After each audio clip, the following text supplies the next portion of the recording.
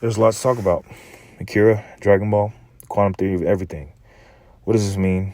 To shortly summarize, the series of videos will be discussing how Dragon Ball and Akira were made, what they mean, and actually how and why they tie to quantum theory, and how this is applicable to the very nature of existence itself. Uh, let's take a step back. Firstly, to understand the philosophy of Dragon Ball and Akira, we need to take it back. We need to reflect on the life of Akira Toriyama and Katsuhiro Otomo. Excuse me if I'm mispronouncing any Japanese words. All right. So both of these creative geniuses are in their 60s, which means they were born in the 50s, and also both are from Japan. Two major influences on their writing style, which means we need to understand these influences to better understand how these guys are, what they mean in their stories, especially for Japanese artists who like to portray. They like to, and this all comes this comes back to Buddhism. Japanese artists have a appreciation for letting their pictures do the talking instead of making a whole bunch of words. So all of these influences ties back into history, which we need to get into to understand what they're talking about in these stories. So anyway, the relevant history dates back much further. Like I was saying, we're talking about Buddhist concepts. But as an introduction, I will shortly discuss what I think is the most relevant history that we can discuss in this video. So we're going to be talking about basically from the 1400s to the end of World War, the end of World War II. So basically, from the 1400s to the 1860s, this was known as the Sengoku era, or also known as the Warring States era. Think of real Shaolin monks, real ninjas, real samurais, really fighting for their lives. This was a period filled with nonstop civil war, and it didn't end until the 1860s. And after that, Japan had started to become. After the Warring States era had ended and the emperor had come back, Japan had started to become more modernized and more westernized. This period is referred to as the Meiji Restoration. During this period, Japan adopted Western ideals, which, among other things, eventually led to the printing of the first modern comic strips in Japan. After World War II, Japan and American artists had even more influence on each other. That's why even in the going into the 50s and beyond, people like Otomo and Toriyama said they were inspired by American movies and creators like Walt Disney and Bonnie and Clyde. We will get more into the specifics of their influences later in the video and in other videos. The writer for Akira, Otomo, said that specifically his reality that he wrote, for Akira. He said this reality was actually set in a almost like a dystopian reality that's it's almost like a post World War II Japan. So Japan after the bombs had hit. And this theme actually runs deep in Japanese culture, especially preceding what happened in World War II. But the earthquakes and the tsunamis and the war, the civil wars have all played a part in the culture and the storytelling and the society, the politics of Japan, which all will go into. This will all come into play, even with guys that are from rural countrysides like Akira Toriyama and Katsuhiro Otomo. Katsuhiro Otomo specifically says that subconsciously these type of things, these like what happened in World War II, you know, might have a subconscious link to what he's making. So this is, you know, this is why I'll be talking about the history of Japan before I actually get into their writing style, so we can have a basic foundation to understand, you know, the concepts that we're looking at.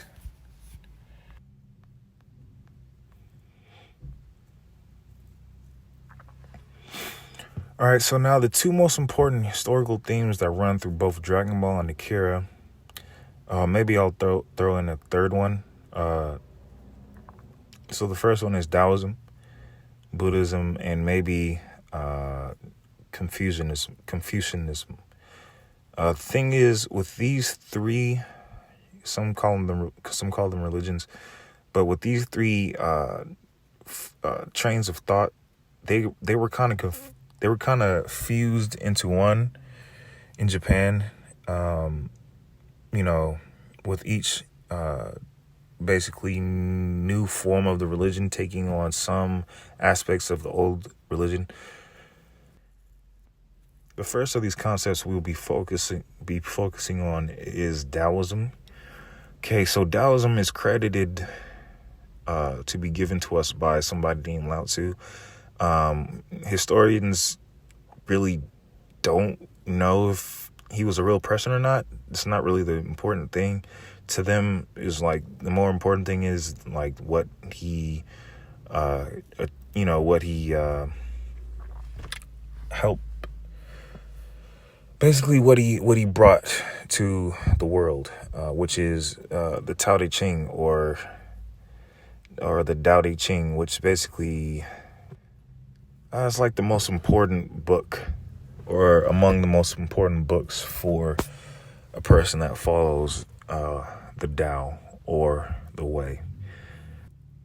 Basically, to try to understand Tao or Tao, basically, it's massively complicated, and at the same time, it's simple at the same time. And this will kind of make more sense as we start to talk about the links between quantum physics and Eastern religion. In order to just understand how complicated the Tao is, we need to understand how people try to describe the Tao. Here's a quote from the Tao Te Ching credited to Lao Tzu. The Tao that can be understood cannot be the primal or cosmic Tao, just as an idea that can be expressed in words cannot be the infinite idea. Taoist masters will also say, if you want to understand the Tao, go outside and garden or shoot a basketball, sweep your house or go play with your kids or something like that. The whole concept of Tao is being one with nature or being one in the moment, understanding the balance and the harmony of nature. If you're familiar with Eastern philosophies, this will sound like a lot like yin yang. That's because all this stuff really ties into one another. The yin yang concept is credited to the Book of Changes, which is also among what's called the Chinese classics. And the reason, we're talking about, because Taoism is Chinese, Buddhism is Indian, Confucianism is also Chinese, but Akira and Katsuro are Japanese. This is still relevant because of the relationship that China shared with Japan and Korea.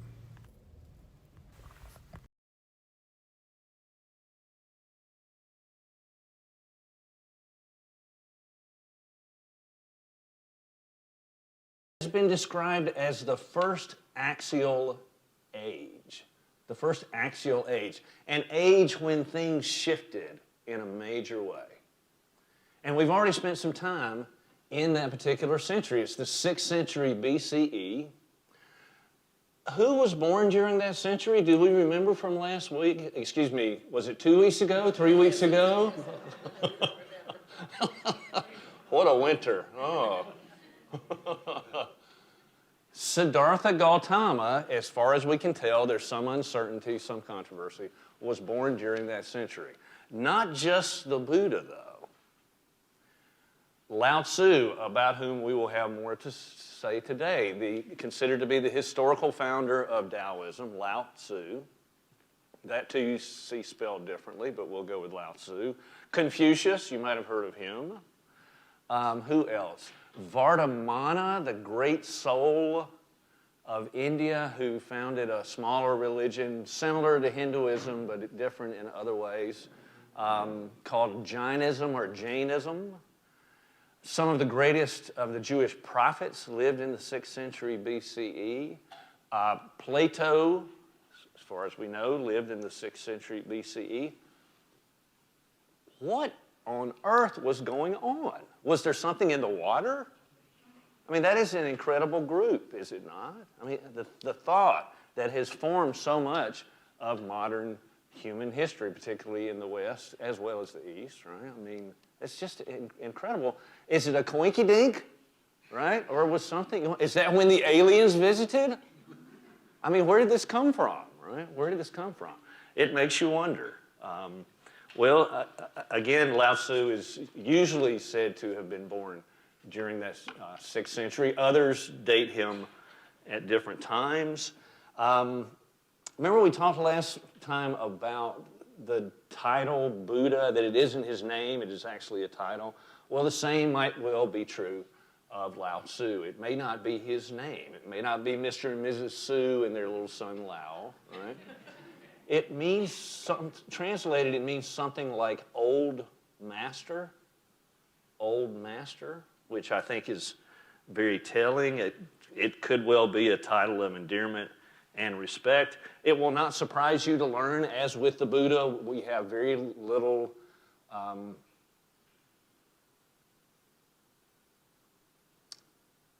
well, what is the term I'm looking for here? Uncontroversial, factual data about Lao Tzu.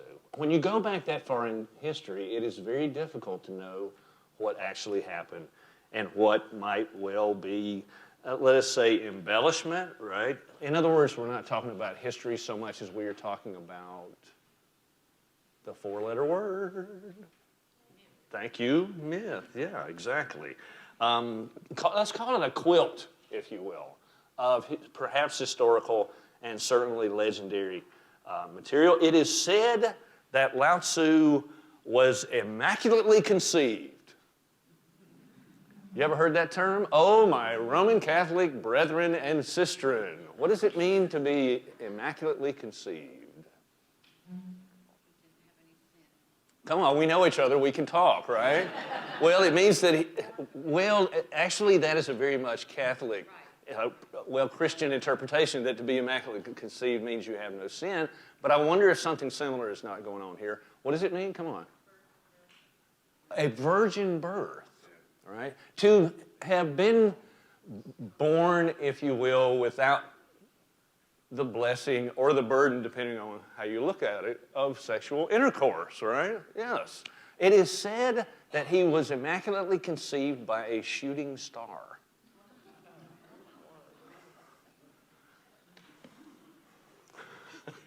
Fireworks, right? Oh, it gets better. I love this story. It is so telling, right? It is so telling. And I can only imagine in this context that there are other stories that are, moving around in your head. It is said, brace yourselves, okay, that he was in his mother's womb for 82 years. I heard a visible groan. Some of you have been there. Well, all of us have been there. But yeah, some of you have been on the other end of that thing. 80, I mean, imagine as if 9 months is not long enough to have another being residing within your body. 82 years. Now, how old was his mother? Well, she was older than 82. But here's our question, okay? Here's our question. Think back to what we've been talking about before. Did that really happen? Well, Did it? Does it really matter whether or not it happened? I mean, if you're let's just say if you're a scientific fundamentalist, of course it didn't happen, right? Of course it didn't happen. So what is the better question to ask? Why do Taoists tell this story? What do you think they're trying to say about this man Lao Tzu? On both counts, right? First of all, the Immaculate Conception, he's not like the rest of us, right? But that 82 years, to have been born at 82, what kind of special is implied?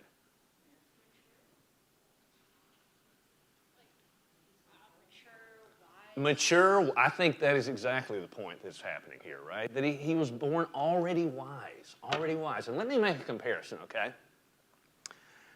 Of course, if you know anything about Christianity, you know some of those stories, right? The Immaculate Conception, for instance, right? But you get those birth stories, and then you get Jesus at 30 years of age, give or take, right? Again, the might be more possible, shall we say, more historically accurate. Unlike other founders of religion, he did not lead a public life, as far as we can tell. He didn't teach, he didn't preach, he didn't gather followers. In fact, he, as far as we can tell, worked as a keeper of the archives, the records say, a keeper of the archives in a western state in China, what is today known as China, right? Who is a keeper of the archives? I think we might have some representatives here today. The keepers of the archives, right? Apparently he was a librarian, right? He was a librarian. And so, well, we don't really know much about this guy at all. What we have from him, aside from this, bare bones material, is a book. It's called the Tao Te Ching, right? Tao Te Ching, T-A-O, T-E-C-H-I-N-G, the Tao Te Ching. And I would highly recommend that you get a copy of this book, right? And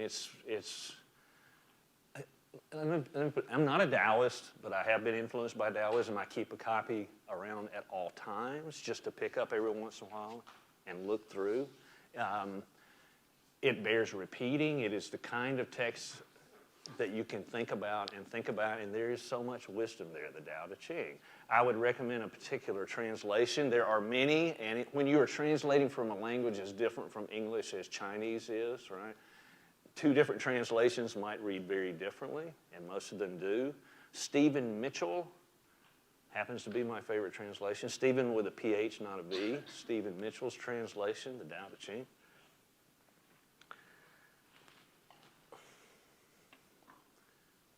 And oh, what a book. What a book. Here's the thing. It may well be that Lao Tzu was not the author of the book. It might be, and we're not sure, but it might be that this book is actually a collection of the wisdom to which he would have had access as a librarian, as a keeper of the archives in Western China. What we do know is that many of the concepts that he presents in the text were already around in his day, and that should not be surprising either. One of the things that I wish we had time to go into each week